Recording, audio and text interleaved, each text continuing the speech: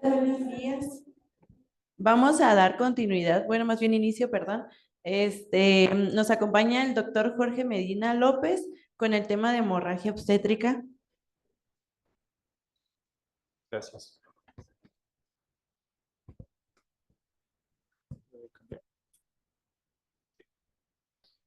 Hola, buenos días. Bueno, pues ya me conocen, soy el doctor Jorge Luis Medina. Yo soy cirujano, soy intensivista y soy el jefe de la unidad de cuidados intensivos que está aquí en este hospital.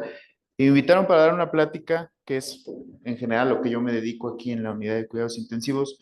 Yo trato de brindar en ocasiones tratamiento farmacológico de la hemorragia obstétrica como tratamiento quirúrgico en ocasiones también. ¿Sí? Bueno, no tengo ningún conflicto de interés. La verdad es que esto lo hago solamente por pasión y porque me gusta muchísimo la medicina. Y miren, en los próximos minutos voy a intentar hacerles comprender de una manera más sencilla lo que es la hemorragia obstétrica y lo que se está haciendo actualmente para tratar a los pacientes, a las pacientes que están cursando con hemorragia obstétrica. Y eso que ven en la imagen, anteriormente se creía que no tenía ninguna función y que solamente era un producto de desecho de los megacariocitos. Pues eso es una plaqueta y la plaqueta actualmente es el centro de atención en toda la hemorragia. La plaqueta es, digamos, anteriormente la cascada de la coagulación, los factores de la coagulación se creían que tenían el punto principal de la coagulación y actualmente sabemos que la plaqueta es quien dirige toda la coagulación. Entonces, la plaqueta va a ser nuestro centro de atención en esta plática. Y miren, estas son las fases que tenemos de la hemostasia. Tenemos una hemostasia primaria, una hemostasia secundaria y una fibrinolisis. Esto es de manera habitual in vivo lo que pasa cuando una paciente está sangrando. Entonces, si nosotros tenemos conocimiento y sabemos lo que está pasando en nuestro paciente, sabemos que tenemos que brindar fármacos para poder ayudar a estas tres etapas que está cursando una paciente cuando está en hemorragia. La hemostasia primaria va a estar dada por el tapón plaquetario. Y este tapón plaquetario va a tener algunas fases, como puede ser la adhesión, la activación, la segregación y la secreción y la agregación. Y todo esto lo fuimos encontrando al paso del tiempo y les digo que la plaqueta ya no es solamente ese producto de desecho del megacariocito. Sabemos que tiene membranas y en esas membranas tenemos algunos receptores que actualmente son blancos para fármacos antiagregantes plaquetarios. Entre muchos receptores está el receptor 2A3B, que es uno de los ahorita actualmente es uno de los blancos que tenemos para antiagregar a los pacientes de manera muy potente, como lo es algunos fármacos como el tirofibán o algunos otros fármacos actúan a este nivel. La hemostasia secundaria va a estar dado por el sistema enzimático de la coagulación. El sistema enzimático de la coagulación es el que ya conocemos, es el que conocíamos como cascada porque un factor activaba a otro factor y este factor activaba al siguiente factor. Actualmente continuamos con este modelo, pero el modelo celular de la coagulación ha dejado de lado por completo esta fisiopatología que se creía antes.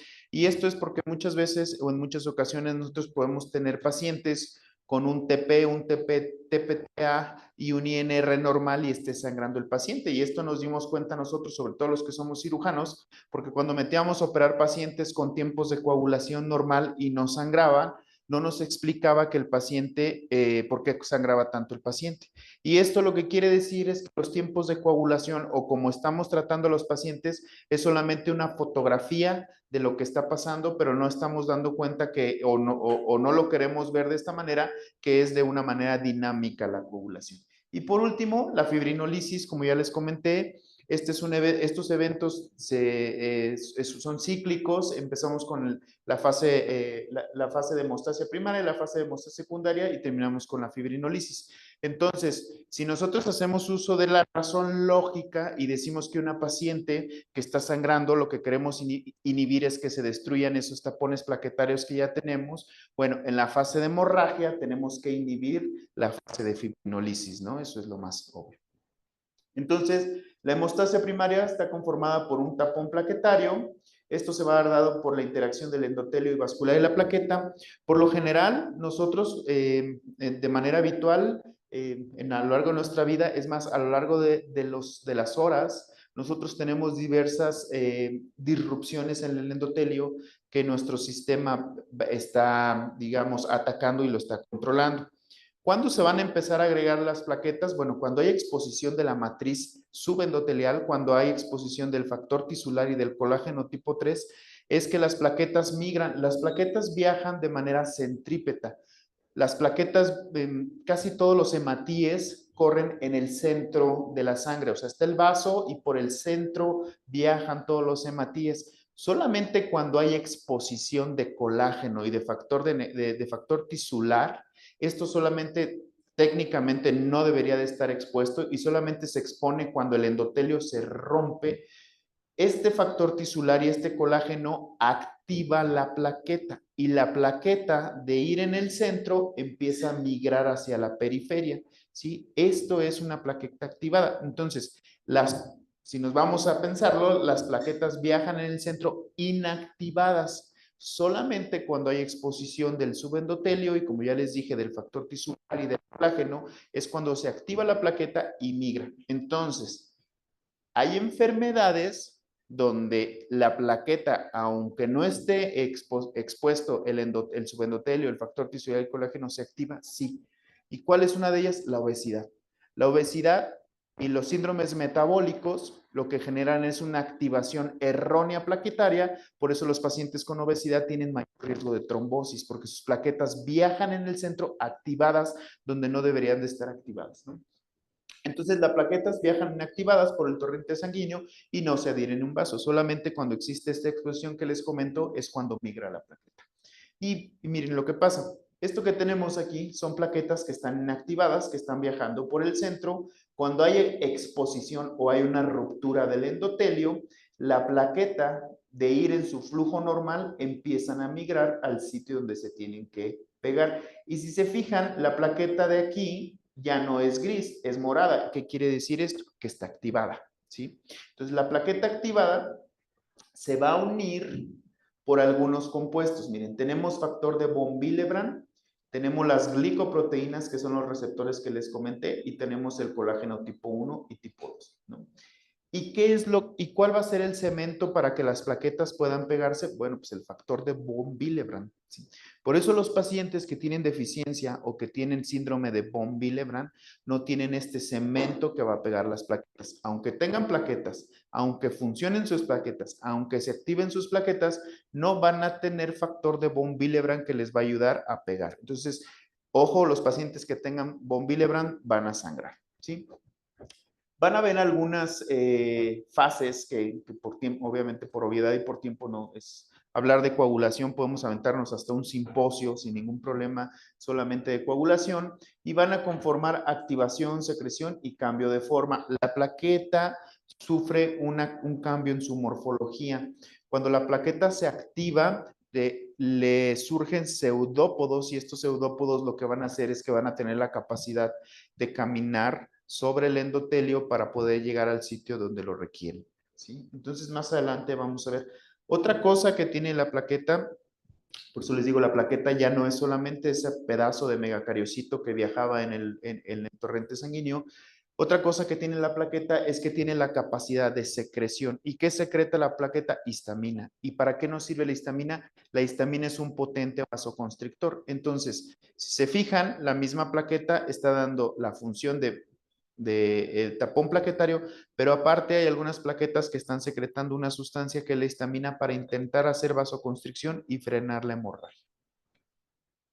La hemostasia secundaria va a estar comprendida por todos los factores de la coagulación como los conocemos y van a tener 3 fases. Esta es la llamada teoría celular de la coagulación. Esto es lo más moderno que tenemos nosotros actualmente en la coagulación. Esta teoría celular de la coagulación se va a dividir en 3 fases, en una fase de iniciación, de amplificación y de propagación. Estos son todos los factores de la coagulación que conocemos. Tenemos que aprendérnoslos y saber, porque cuando una paciente está sangrando, tenemos que saber en qué fase está la paciente y qué va a requerir nuestra paciente. Una cosa importante y a lo que yo me dedico en la investigación es en el calcio. Yo tengo algunos estudios ya en este hospital donde demuestro que las pacientes que tienen un calcio iónico por abajo de 0.8 tienen mayor riesgo de sangrar. Entonces, he insistido, digo, es difícil cambiar las cosas y la manera que tenemos de pensar, pero he insistido que todas las pacientes con riesgo de hemorragia tomen una gasometría y esa gasometría vean el calcio, y si tienen el calcio bajo hay que reponer el calcio hasta los niveles normales, porque el calcio de más o menos como en el 2013 dejó de ser un cofactor y es un factor de la coagulación. Entonces, si tenemos hipocalcemia, es como si tuviéramos hipofibrinogenemia, es lo mismo, tenemos deficiencia de un factor de la coagulación. Entonces, es muy importante reponer el calcio en las pacientes con riesgo de que nos vayan a sangrar. Esta es la fase de iniciación. En general, la fase de iniciación se va a complementar por digamos, un complejo. Este complejo es la unión del factor tisular con el 7 activado. Entonces, ¿cómo se va a iniciar la coagulación? Factor tisular, 7 activado. Este factor tisular y 7 activado va a tener la capacidad de generar la fase de propagación. Este factor tisular y el factor 7 activado van a generar mucho factor 10 y este factor 10 lo que va a generar es factor 8 y se va a cerrar un círculo. Por eso se llama fase de propagación, porque se va a estar propagando los factores de coagulación. Y esta imagen es muy bonita porque con esta podemos resumir todo lo que es la cascada de la coagulación. Y para hacerlo de una manera sencilla, mira, aquí tenemos la lesión tisular. En este caso que estamos hablando de hemorragia obstétrica, pues obviamente hay la hemorragia y el evento obstétrico es lo que está ocasionando la lesión tisular. Esta lesión tisular, si se fijan, va a estar expuesto el factor de von Willebrand. Este factor de von Willebrand, si se fijan, esta plaqueta que parece como el signo de radioactivo, lo único que te quiere decir es que está activada. Digamos, como estos piecitos que le nacen son los pseudópodos que les comenté, y estos pseudópodos lo que van a hacer es todo lo que ya hablamos anteriormente de la plaqueta, ¿no? Va a haber la fase de iniciación, de propagación, y van a adherirse, van a caminar para intentar tapar la lesión. Esto que va a generar, esto te va a generar el complejo tenaza, que el complejo tenaza es el factor 8 unido al factor 9 activado. Al final de cuentas, lo que vamos a tener es un factor 10 que se va a activar, y junto con el factor 15 vamos a tener protrombina, que esto se va a cambiar en trombina. Esta trombina lo que va a hacer es el cambio de fibrinógeno a fibrina. Entonces, a manera de resumen, para no meternos en tantos problemas, vamos a tener, para que una paciente esté coagulando, vamos a tener que brindarle a la paciente una fibrinógeno, ¿sí? Porque el fibrinógeno se va a convertir en fibrina y lo que queremos es un coágulo de fibrina. Si se fijan, aquí hay una red. Esta red es la fibrina. Vamos a tener que inhibir la vía del plasminógeno. La vía del plasminógeno es la vía de la fibrinolisis. Vamos a tener que inhibir la vía del plasminógeno y vamos a tener que brindarle a nuestro paciente proteína C y factor 10 de la coagulación. Esas tres cosas son las que va a necesitar una paciente para que pueda coagular.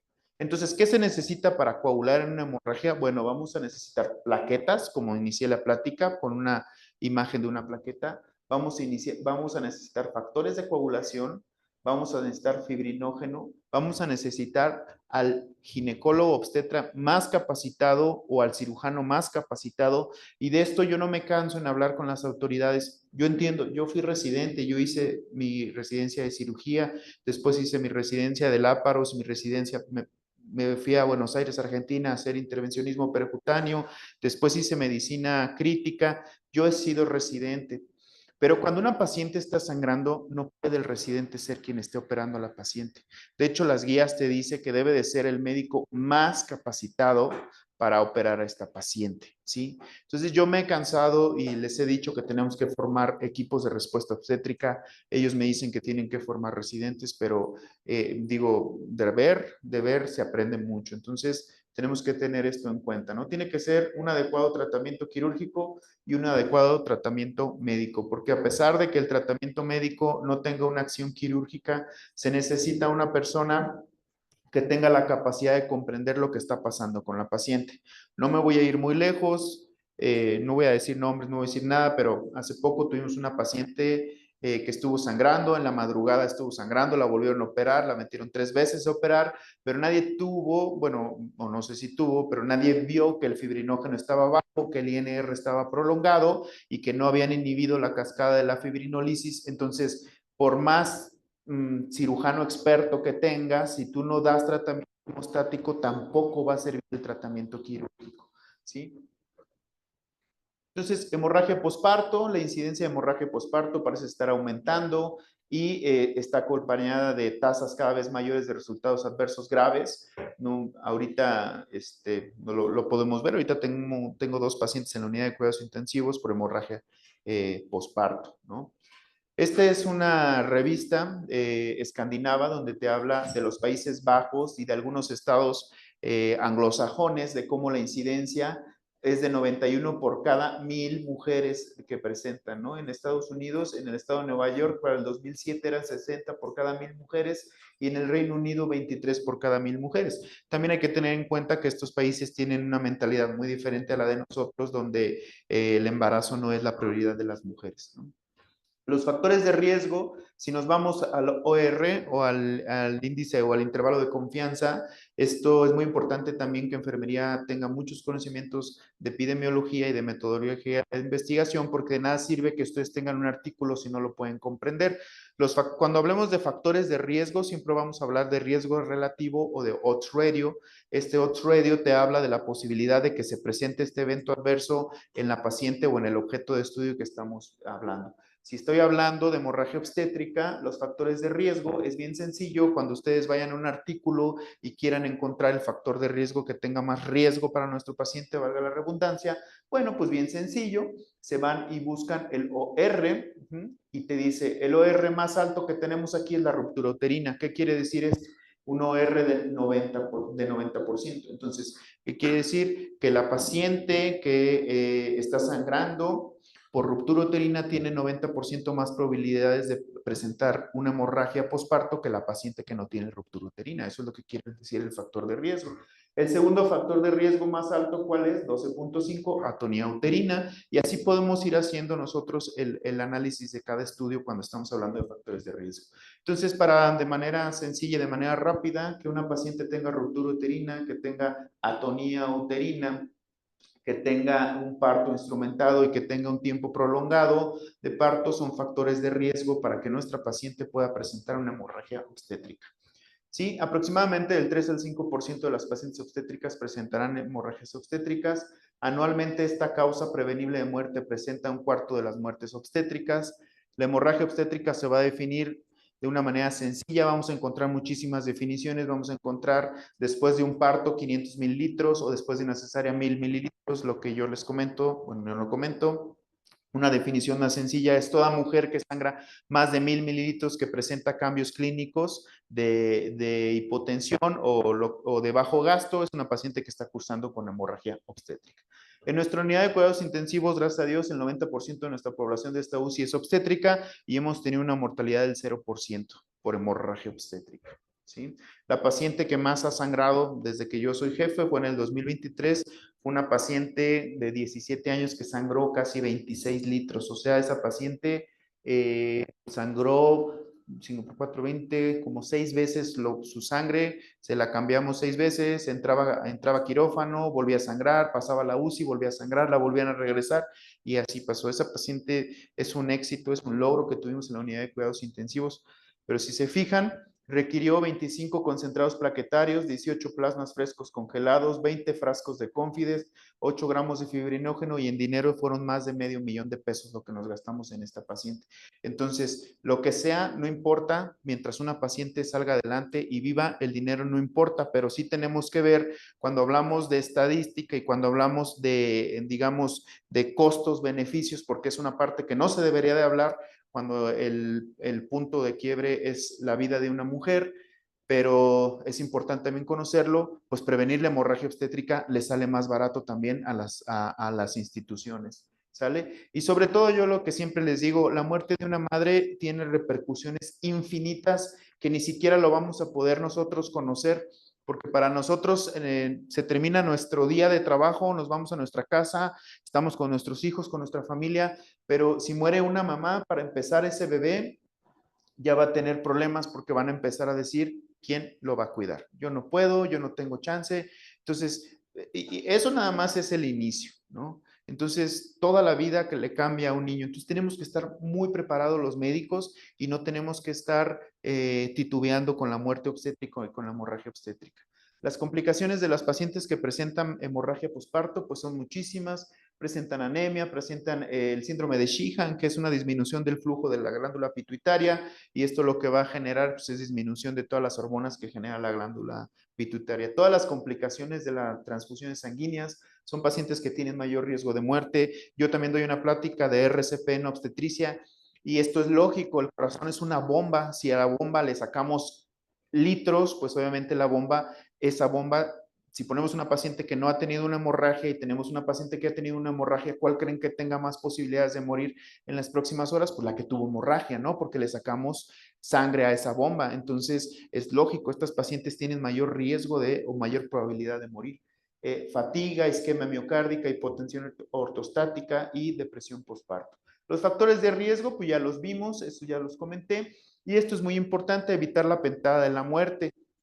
Antes se conocía la triada de la muerte, ahorita ya sabemos que existe una pentada de la muerte. En los pacientes que estén sangrando hay que evitar la acidosis, hay que evitar la hipotermia, hay que evitar la hiperglicemia, hay que evitar la hipocalcemia y hay que evitar la coagulopatía. Entonces, casi todo nuestro trabajo se centra en evitar estas causas. ¿Y por qué debemos de evitar la hipotermia? Miren, tener una paciente que acaba de sangrar y que a veces ustedes puedan ver que uno pide un calentador y que esté caliente y que puede decir, bueno, doctor, ¿eso qué importa que la paciente esté caliente si lo que pasó es que está sangrando? Bueno, el hecho de que una paciente tenga hipotermia se asocia a mayor mortalidad. La temperatura por abajo de 35 grados inhibe la actividad enzimática del TP y del TPT. Existe un cambio en la conformación plaquetaria en pacientes que tienen una temperatura menor a 35 y existe una reducción del 17% de la concentración de fibrinógeno. Entonces, tener una paciente normotérmica es tratamiento para la hemorragia, ¿sale? Para que ustedes lo tengan en cuenta. Si ustedes un día están en quirófano, una paciente acaba de sangrar, el anestesiólogo la pasa a recuperación y la ven temblando de frío, pues ustedes pueden ir a cobijarla o ponerle el calentador y con eso están haciendo tratamiento para la hemorragia obstétrica, una parte. La acidosis metabólica, la curva del lactato y proviene del piruvato, es importante evitar la acidosis metabólica y sobre todo más cuando es del lactato, porque recuerden que cuando el lactato se eleva nos habla de una vía anaerobia de la respiración. ¿Y cuando se activa la vía anaerobia de la respiración? Pues cuando las células están muriendo, porque no tiene la vía aerobia, que es la vía en la que todos estamos obteniendo los ATPs y la energía de la mitocondria. Entonces, si existe elevación del lactato, lo único que nos debe de traducir es que nuestra paciente está adquiriendo energía no útil porque son muy pocos los ATPs que se obtienen de esta vía, pero lo que nos quiere decir cuando encontramos el lactato elevado es que nuestra paciente está hipóxica y que se está muriendo a nivel celular. Entonces es importante intentar o hacer maniobras para disminuir el lactato sérico. El control de daños en hemorragia obstétrica, esto es importantísimo y de verdad a veces yo noto, sobre todo cuando rotan los residentes, yo recibo residentes de Tepic y de muchas partes del país de obstetricia, que están haciendo ginecología obstetricia, y yo les he comentado que lo peor que puede hacer el ser humano es creer que lo sabemos todos. Y lo peor que puede hacer un obstetra es creer que sabe resolver la hemorragia obstétrica, ¿sí? Sabrán resolver las cuestiones quirúrgicas muy bien, sí, pero el tratamiento médico en ocasiones no lo saben hacer y a veces el tratamiento quirúrgico tampoco lo saben hacer de manera adecuada. Pero que tú le digas eso a un obstetra, pues obviamente se ofenden, ¿no? Entonces, hemos ido intentando cambiar algunas cosas de manera sutil, pero es muy difícil cambiar todas estas cosas, sobre todo como decirles que cuando una paciente, yo siempre les digo a mis rotantes cuando están ahí conmigo, les digo, miren, cuando ustedes entraron a una paciente a hacerle una cesárea y que ya lleva un sangrado de 2000, ya no es una cesárea, olvídense, ahora ya esa cirugía se convierte en una cirugía de control de daños. Si ya no es la cesárea que ustedes programaron, ya no es la histerectomía que ustedes programaron, ya cambió la jugada de esa paciente porque ya es una paciente que está sangrando y que está en hemorragia. Entonces, ya ahí uno debería de pedir ayuda al más experto, pero pues es difícil, ¿no? Es difícil todo esto. Miren, esta es la manera en la que más o menos se debe de hacer una cirugía de control de daños cuando una paciente está sangrando. Lo primero que tenemos que revisar es si el tono, el tejido, trauma y trombina. Esas son las 4 T's de una paciente que está sangrando. Tono, hay que ver si hay tono en el útero. Si no hay tono, hay que brindar fármacos uterotónicos. Tejido, hay que ver si la paciente no tiene restos de tejido intraplacentarios, porque los restos de tejidos intraplacentarios lo que te van a producir es hemorragia.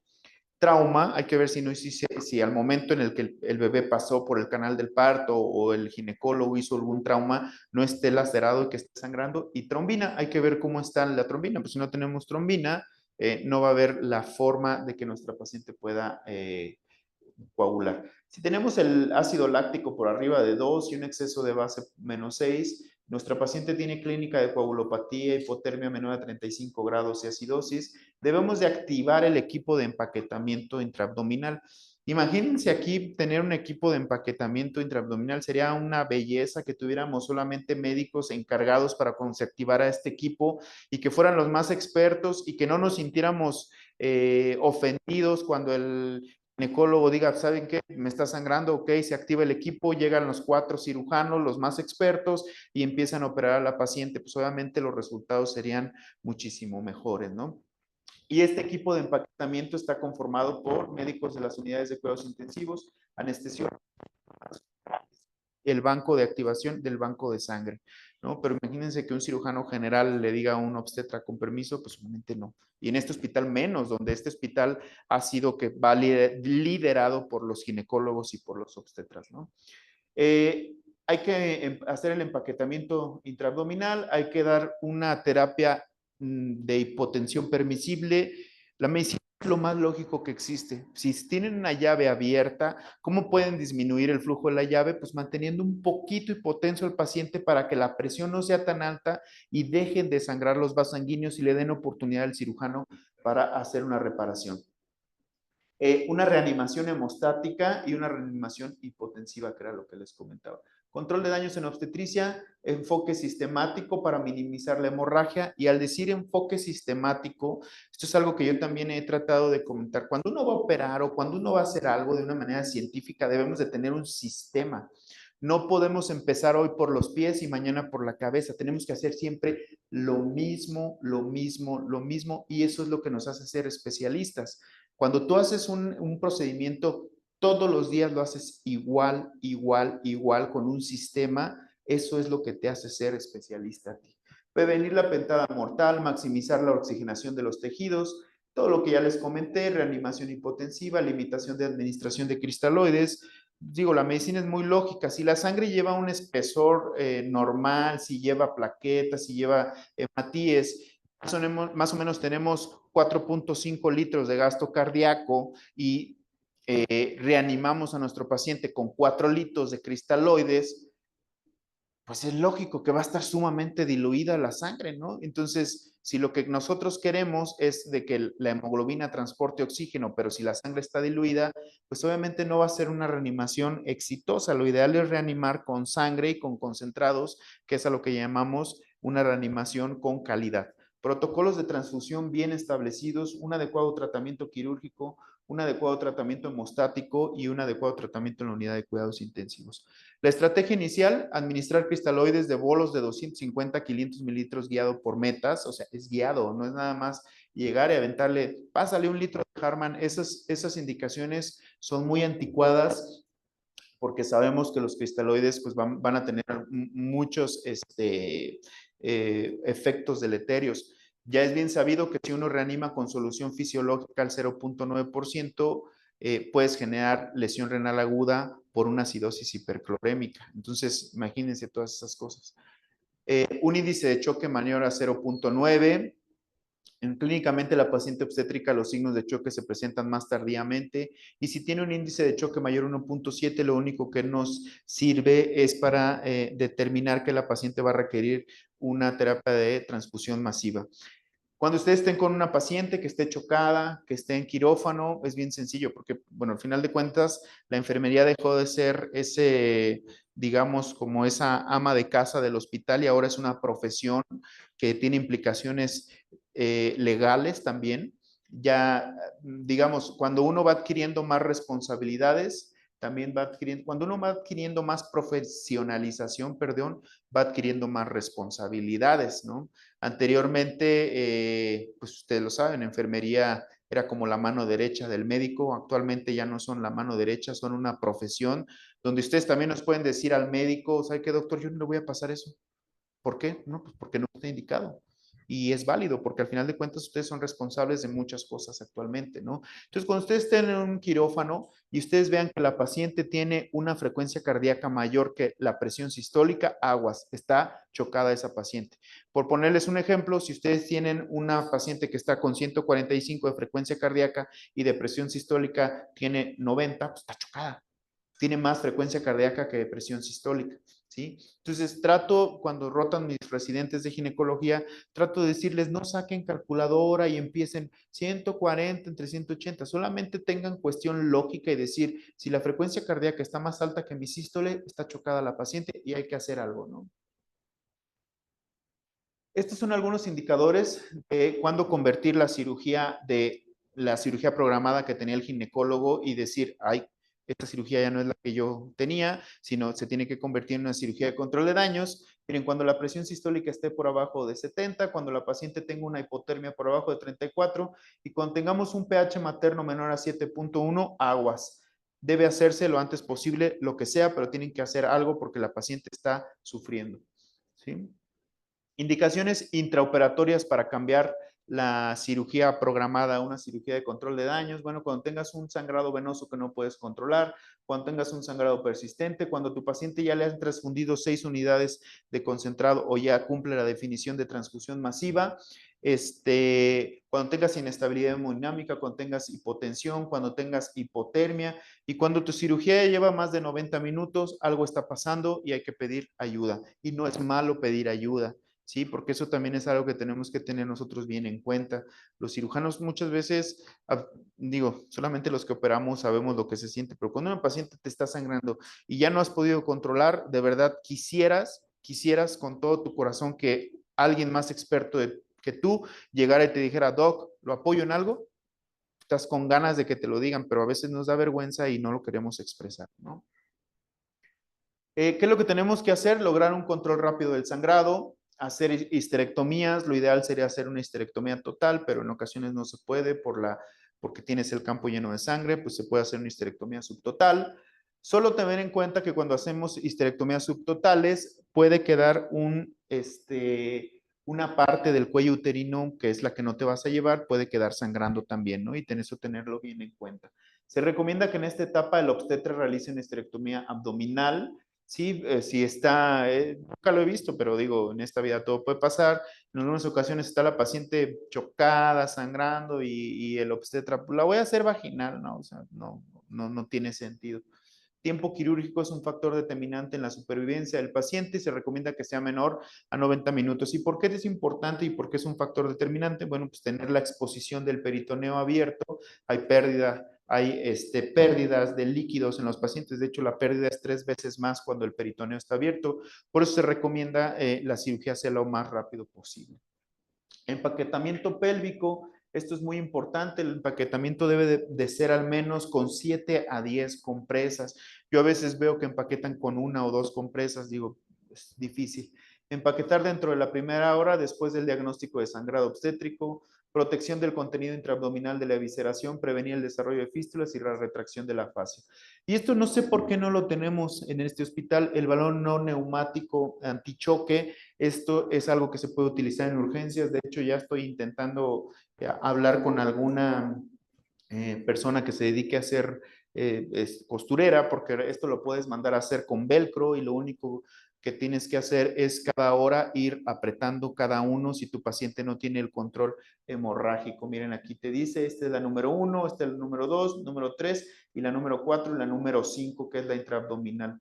¿Y qué tenemos de evidencia? Porque pues, me pueden decir, doctor, ¿es eso de qué nos puede servir? Bueno, hay muchos artículos donde dice que el uso asociado a agentes uterotónicos y estrategias adecuadas de hemorragia posparto y el uso de los balones antichoque ayuda mucho y puede reducir la morbimortalidad de las pacientes, ¿no? Y esto es algo que tenemos que tener muy en cuenta. No sé qué sea esto. ¿Alguien está ahí en Zoom dibujando? Yo creo. Control de la hemorragia, variedad de las intervenciones quirúrgicas, compresión aórtica externa, taponamiento con balón intrauterino, suturas hemostáticas compresivas, oclusión endovascular REBOA y protocolos de acretismo placentario. Esta compresión aórtica externa salva muchas vidas y eso lo puede hacer cualquier persona. Lo único es con tu puño comprimir la aorta de la paciente en cuanto esté sangrando, en cuanto alguien que pueda ayudarte y resolver el problema, eso disminuye la mortalidad. Hipotensión permisible, hipotensión que mantenga perfusión de órganos mínima para dar la pauta a la intervención quirúrgica, evitar empeorar la coagulopatía por dilución y fragmentación del coágulo y el glucocáliz. Miren, el glucocáliz es algo que se acaba de estudiar recientemente, es una barrera de glucoproteinoglucanos que se encuentra en el endotelio. Esta barrera vino a poner un poquito en controversia la ley de Frank-Starling. Entonces, se cree que es una barrera que permite el intercambio de líquidos a necesidades del endotelio vascular. Si uno pasa líquidos, si pasa cargas de 1000 para 15 minutos, te llevas esta barrera. ¿Y qué es lo que pasa? Esta barrera, al no tener ya la barrera, todos los líquidos que tú infundas se van a pasar del espacio intravascular al espacio intersticial dentro de los primeros minutos.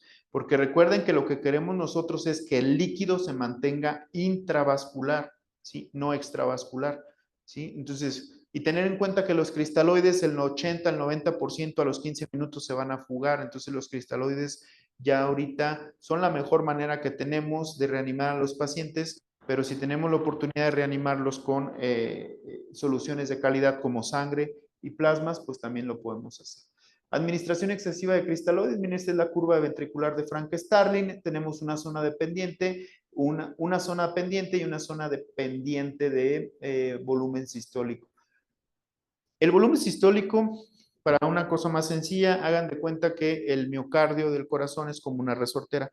¿Qué va a pasar en una resortera si yo le pongo una piedra y le jalo poquito? Va a caer poquito la piedra. Si yo le jalo un poquito más, va a ir más lejos. Si yo le jalo más, va a ir más lejos. Pero esto no es infinito. Si yo jalo muchísimo una resortera, se van a tronar las fibras, ¿no? Entonces pasa lo mismo con el corazón. Si yo pongo 250 mililitros, mi corazón se distiende y lo puede eyectar. Pongo otros 250 mililitros, mi corazón se distiende un poquito más y lo puede eyectar.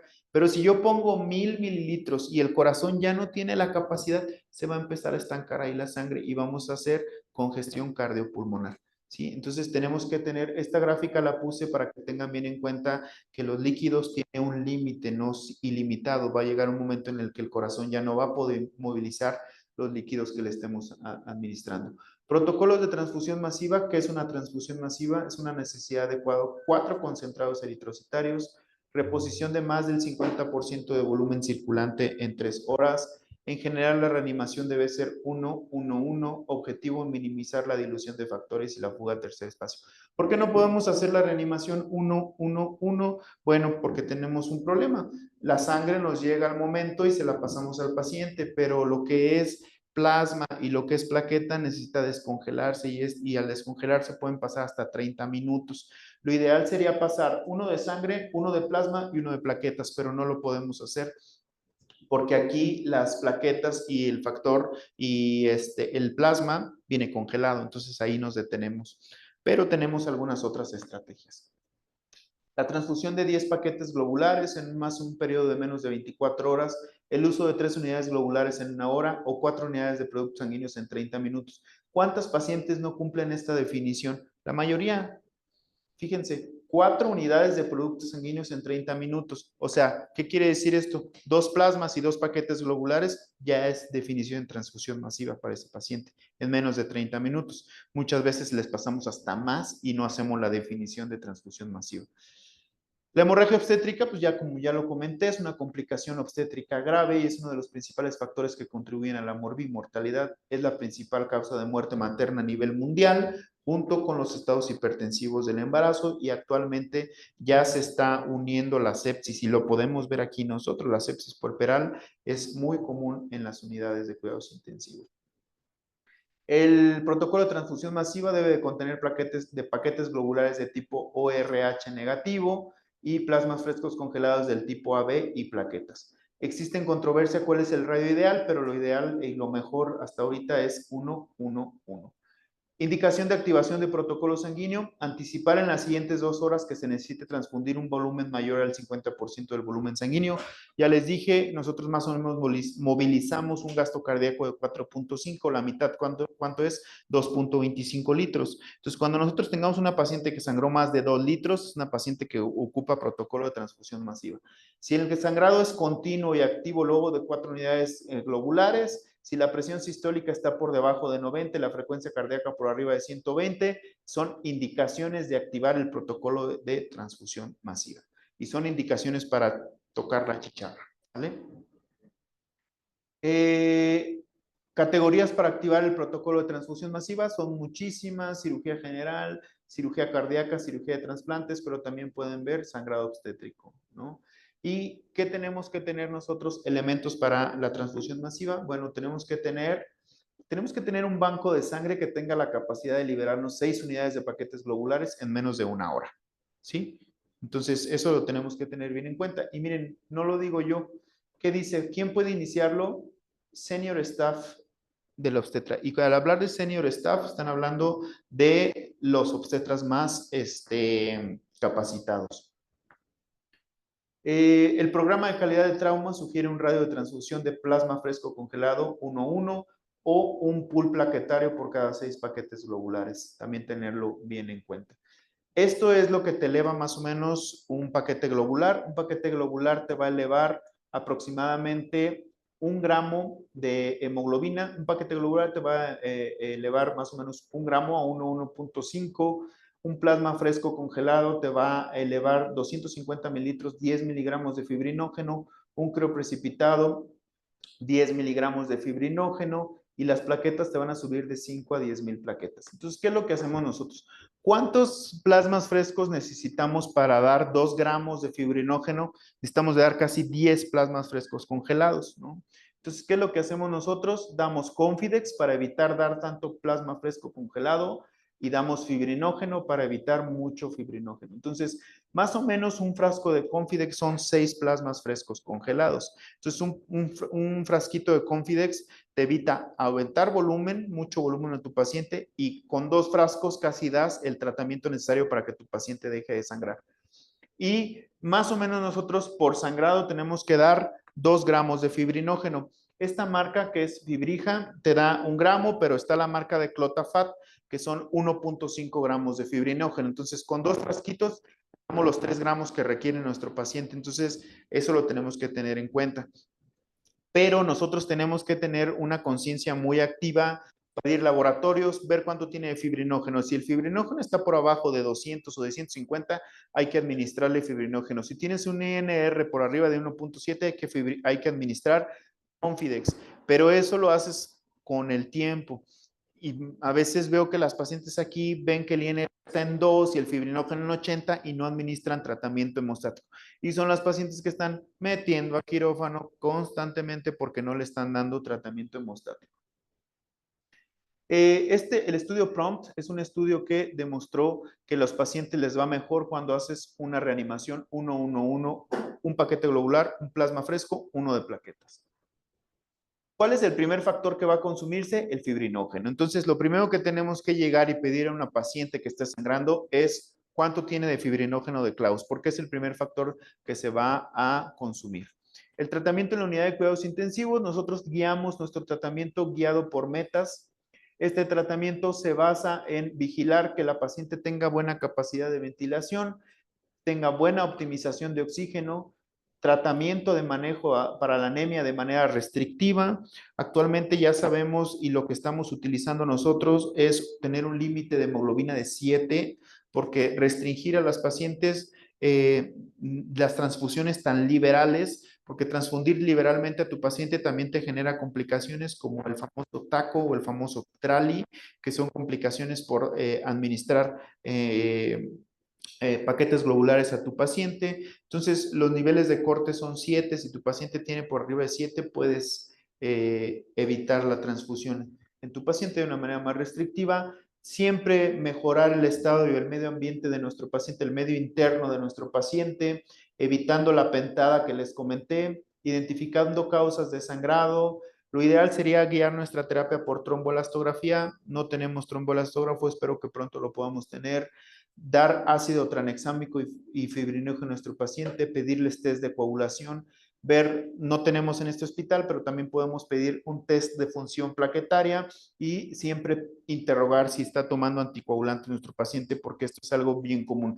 Los pacientes piensan que los anticoagulantes solamente es la aspirina, pero si tuvo un trombo hace 3 años y el trauma le dejó apixaban o algún otro fármaco, ellos no saben qué es eso, ellos nomás se lo están tomando y se lo están tomando y les dices, ¿toma algún anticoagulante? No, doctor, no, yo no tomo aspirina.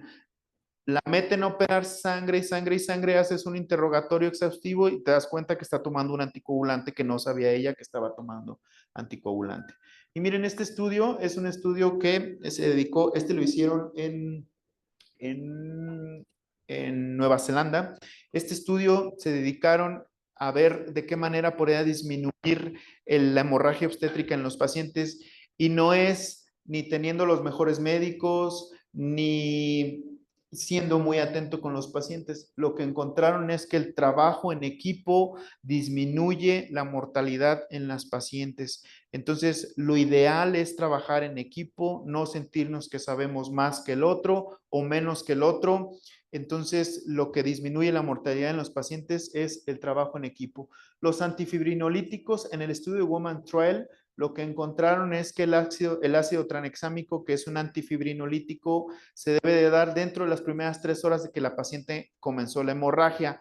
A veces veo que la paciente sangró ayer y hoy le quieren administrar ácido tranexámico, ya no tiene ningún sentido, ¿no? El ácido tranexámico inhibe la degradación de la fibrina, inhibir la acción de la plasmina. Como ya les comenté, con este vamos a inhibir la vía del plasminógeno y la fibrinolisis. Las guías europeas recomiendan el uso de ácido tranexámico dentro de las primeras 3 horas. Lo que yo hago es les doy 1 gramo de ácido tranexámico y después les dejo 1 gramo para 8 horas.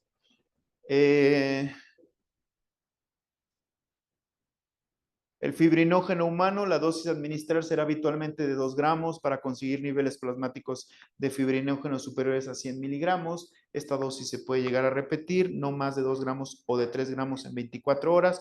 Por lo general, con 2 frascos de clotafat, que es 1.5, se alcanza la concentración adecuada para que la paciente deje de sangrar.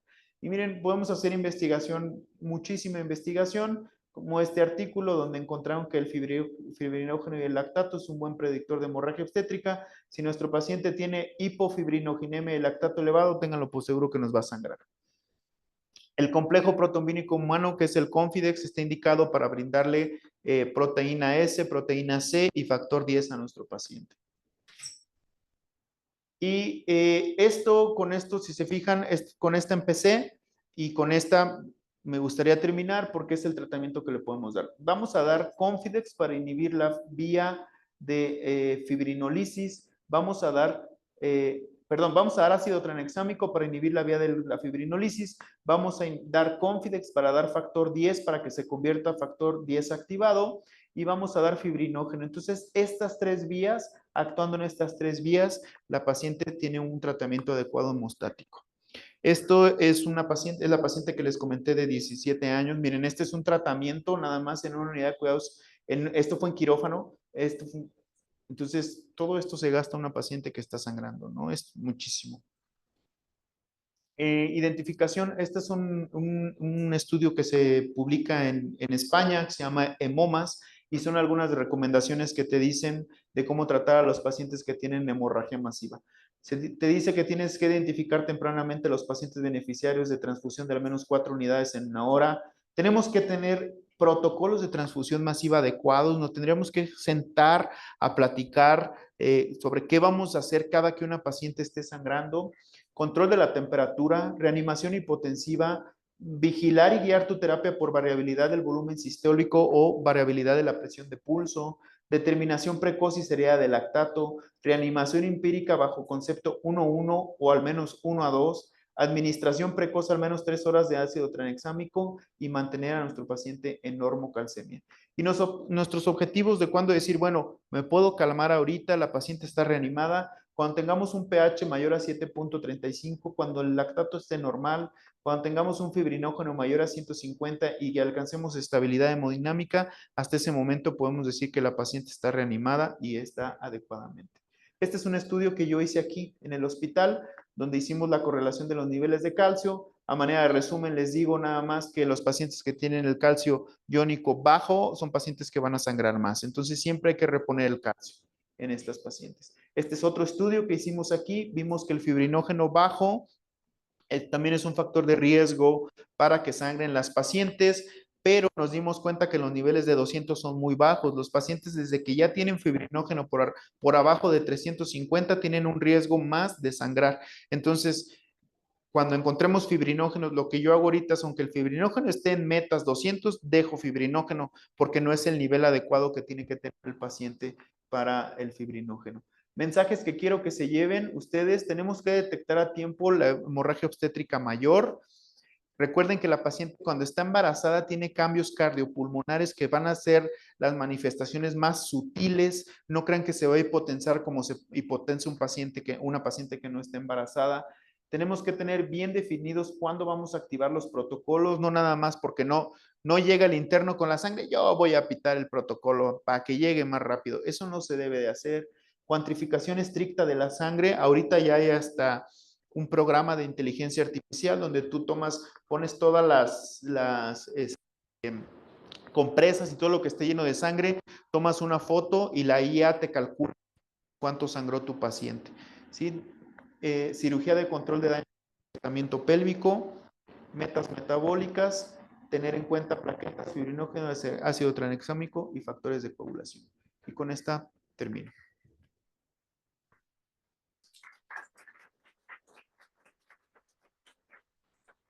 No sé si tengan alguna duda, alguna pregunta. Muchas.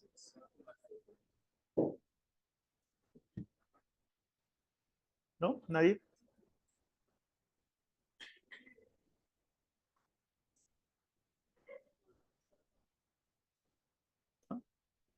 Bueno, si no tienen preguntas, vamos a hacer entrega de su constancia al doctor Jorge Luis Medina López por su tema de obstétrica. Muchas gracias.